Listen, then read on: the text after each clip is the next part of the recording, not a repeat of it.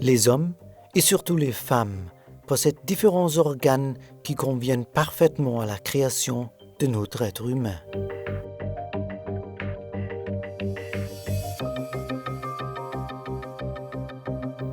L'ovaire possède environ 1 demi-million d'ovocytes enfermés dans des follicules. Plusieurs follicules, et donc des ovocytes, arrivent à maturité à chaque cycle.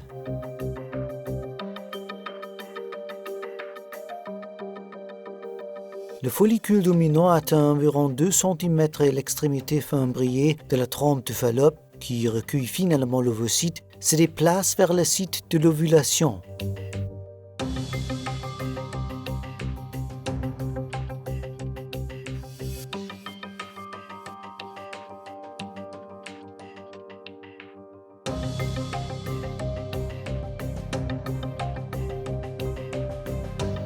L'ovocyte est constitué d'une couche externe appelée corona radiata, composée de cellules granuleuses.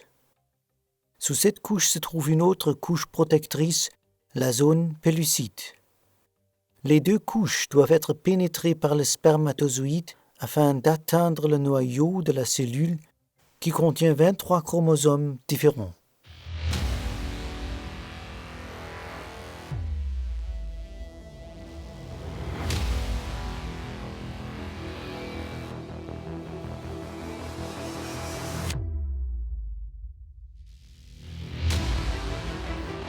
Chaque chromosome contient de l'ADN. L'ADN est le plan de construction des cellules de notre corps. La couleur des yeux, la taille du corps, la disposition et la fonction de nos organes, tout est là.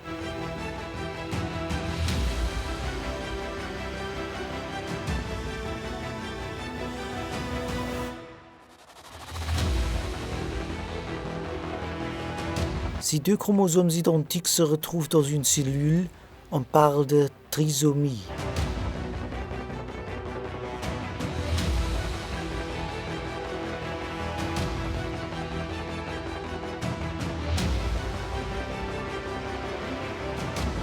L'ovocyte est transporté à l'intérieur de la trompe de Fallope à l'aide de cils et de mucus, produits par des glandes situées dans les parois de la trompe de Fallope.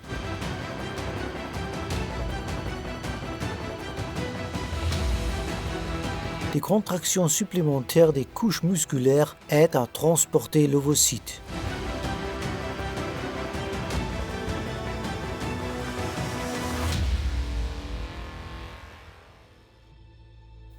À une vitesse d'environ 3 à 4 mm par minute, quelque chose d'autre fait son chemin depuis l'autre côté de la trompe de Fallope.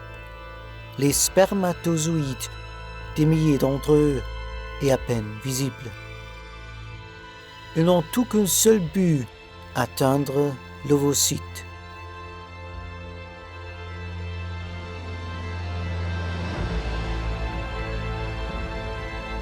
Le noyau d'un spermatozoïde contient l'information génétique de l'homme.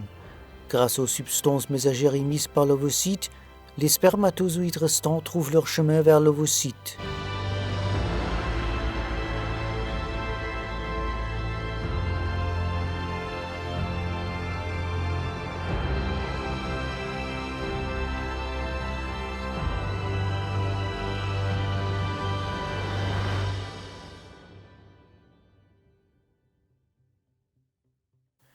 L'objectif de tous les spermatozoïdes est de pénétrer les deux couches extérieures pour atteindre les chromosomes.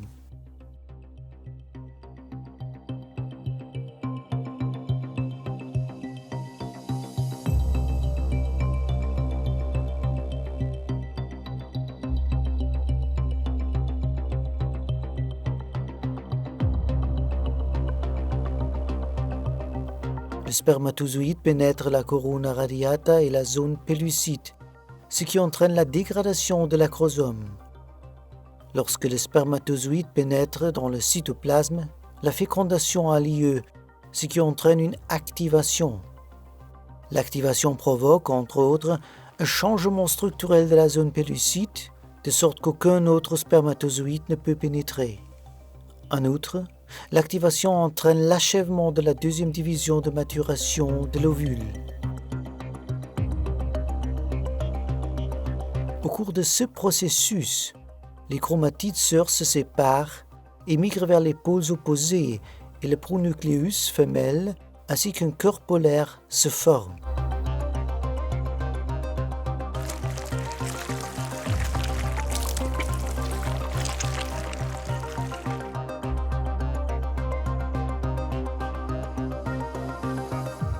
La queue et la tête du spermatozoïde dégénèrent progressivement dans le cytoplasme. Le noyau condensé du spermatozoïde augmente rapidement de taille et la chromatine se décondense. Ainsi, un pronucléus mâle se forme avec 23 chromosomes non dupliqués qui possèdent l'information génétique du père. Lorsque les deux pronucléus se rapprochent, ils doublent tous deux leur ADN, ce qui donne lieu à des chromosomes dupliqués.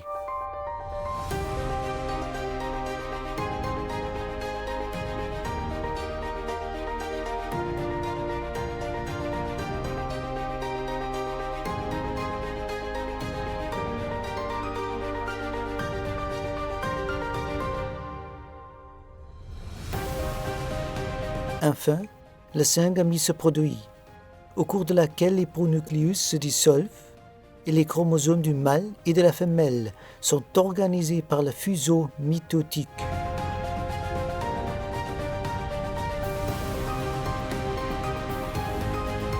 La cellule s'appelle alors un zygote, qui est la toute première cellule du nouvel être humain. La phase de clivage, qui se caractérise par des divisions cellulaires, commence. Au cours de ce processus, la cellule continue à se diviser. 2 cellules, PI 4, PI 8. Au stade de l'embryon de 16 à 32 cellules, on parle de morula, car la forme ressemble à une mûre. Les cellules sont encore entourées de la zone pellucide. Après chaque division cellulaire, alors que le nombre de cellules augmente, la taille de chaque cellule diminue. Finalement, le blastocyste se forme. Le blastocyste est constitué d'une cavité remplie de liquide, des cellules de l'embryoblaste et du trophoblaste. Voyons les différentes étapes dans la trompe de Fallope. La fécondation a généralement lieu à l'extrémité de la trompe. La première division cellulaire a lieu environ 1 jour après la fécondation. D'autres divisions cellulaires se produisent ensuite pour former la morula. Et dans l'utérus, le blastocyste est créé. À ce stade, la muqueuse de l'utérus a déjà été préparée pour l'implantation du blastocyste. En général, le blastocyste s'implante dans la paroi postérieure de l'utérus. Cependant, l'implantation peut également se faire sur le côté, comme nous le verrons dans un instant.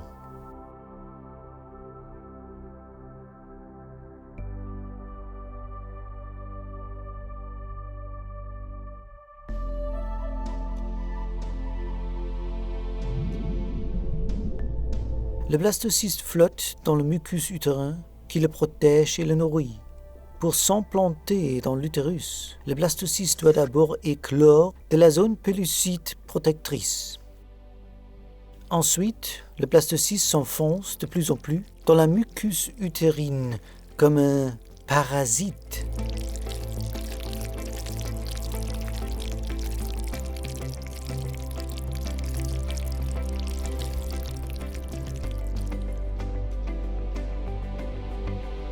Et regardons cela de plus près.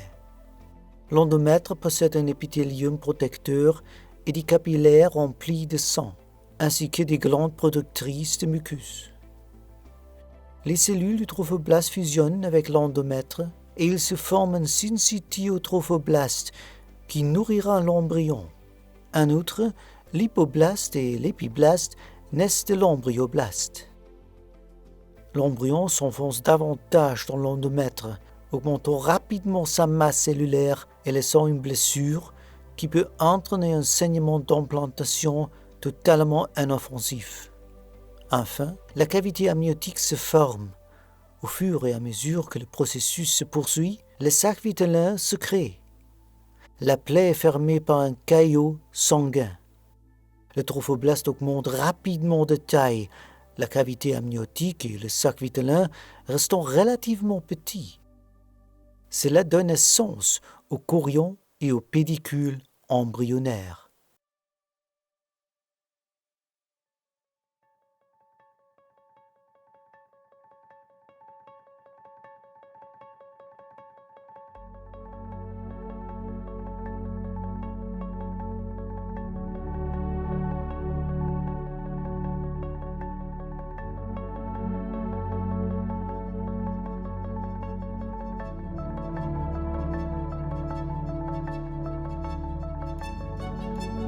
Trois couches germinales se forment à partir de la ligne primitive.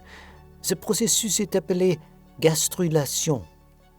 Les couches germinales ectoderme, mésoderme et endoderme se différencient finalement pour former les tissus et les organes.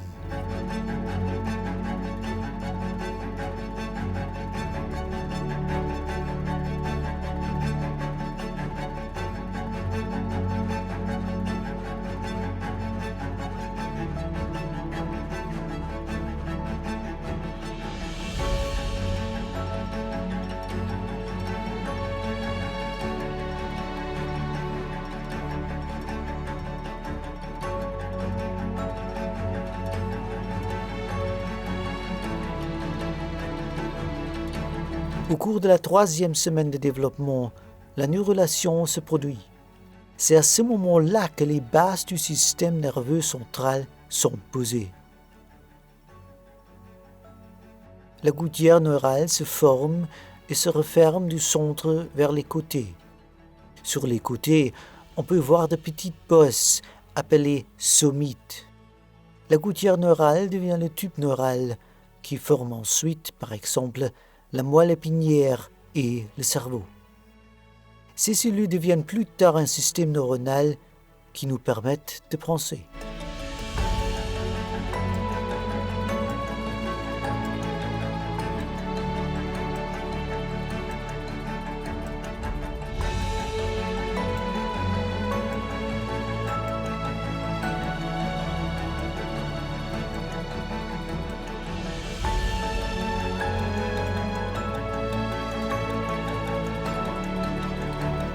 Au cours de la 4e semaine de développement, ce processus est presque terminé.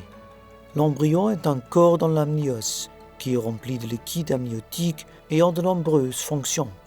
Les plaques otiques, qui constituent la base de l'oreille interne, sont visibles. Et le cœur pompe déjà le sang à travers les vaisseaux sanguins intra-embryonnaires.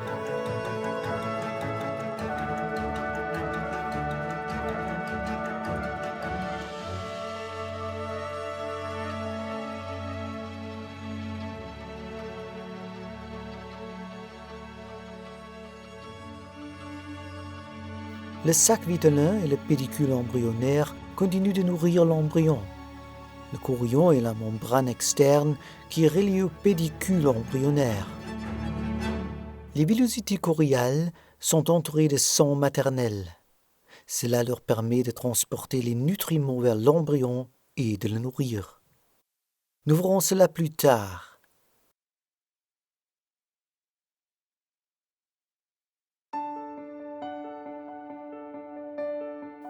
Au cours de la 4e semaine, 3 paires d'arcs pharyngés apparaissent. De plus, les bourgeons des membres supérieurs sont visibles en premier, suivis des bourgeons des membres inférieurs. L'embryon est maintenant courbé en forme de C. Le bourgeon caudal a la forme d'une queue. Les somites qui donnent naissance aux cellules formant les muscles du squelette et les composants de la peau, entre autres, peuvent encore être identifiés. L'embryon continue de croître rapidement, mesurant environ 4 à 5 mm à la fin de la 4e semaine. Les plaques côtes du cristallin et les fosses olfactives sont formées. Les futurs bras et mains, ainsi que les jambes et les pieds peuvent déjà être bien identifiés. Les mains se développeront à partir des pagaies jusqu'aux doigts séparés vers la 8e semaine.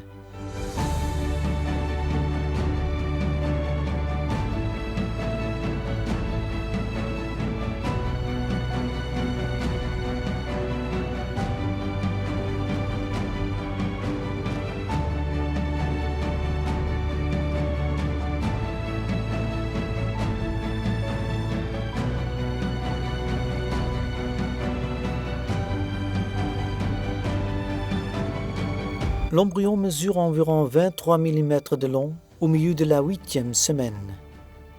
Les jambes ne perdront leurs pieds palmés que quelques jours après les mains.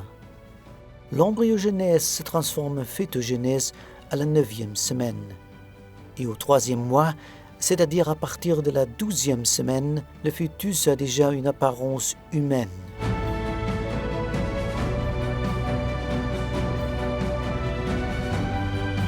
Les paupières sont fermées, la peau est translucide. Au cours des semaines suivantes, le fœtus grandit et l'ossification du squelette fœtal a lieu, de sorte que les os sont clairement visibles sur les images échographiques à la 16e semaine.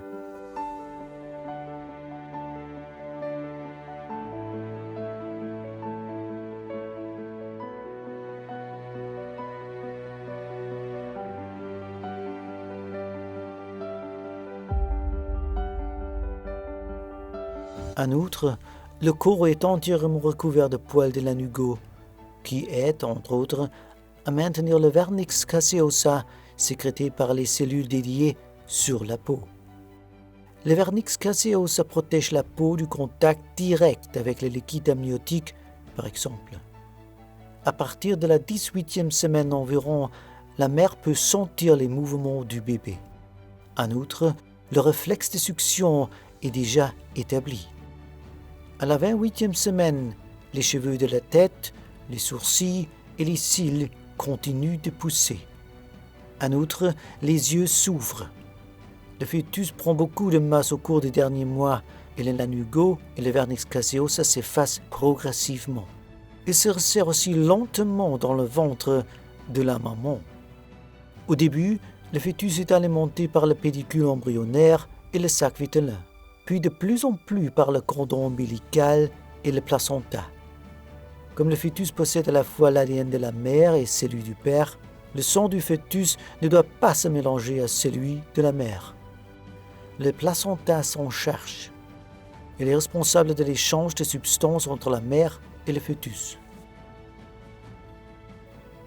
Les villosités, qui étaient auparavant complètement réparties sur le chorion, ont régressé vers d'autres parties de l'utérus. Les villosités restantes font partie du placenta. Le sang maternel, riche en oxygène et en nutriments, pénètre dans l'espace intervelleux par les artères spiralées de l'utérus. Les veines emportent le sang pauvre en oxygène et en nutriments. Les villosités extraient l'oxygène et les nutriments nécessaires du sang de la mère. Les nutriments comprennent les glucides, les acides aminés, les graisses, les vitamines et le fer. L'oxygène et les nutriments sont ensuite transportés vers le fœtus via les veines à l'aide du cordon ombilical. Cependant, les déchets atteignent également les villosités via les artères. Le fœtus peut ainsi libérer ces déchets, tels que le dioxyde de carbone et l'urée, dans le sang maternel. L'organisme de la mère se charge ensuite de l'excrétion de ces substances. Après environ 38 semaines, le fœtus est complètement développé. Il mesure 50 cm et pèse environ 3000 grammes. L'accouchement a lieu maintenant ou dans les 2 à 4 semaines suivantes.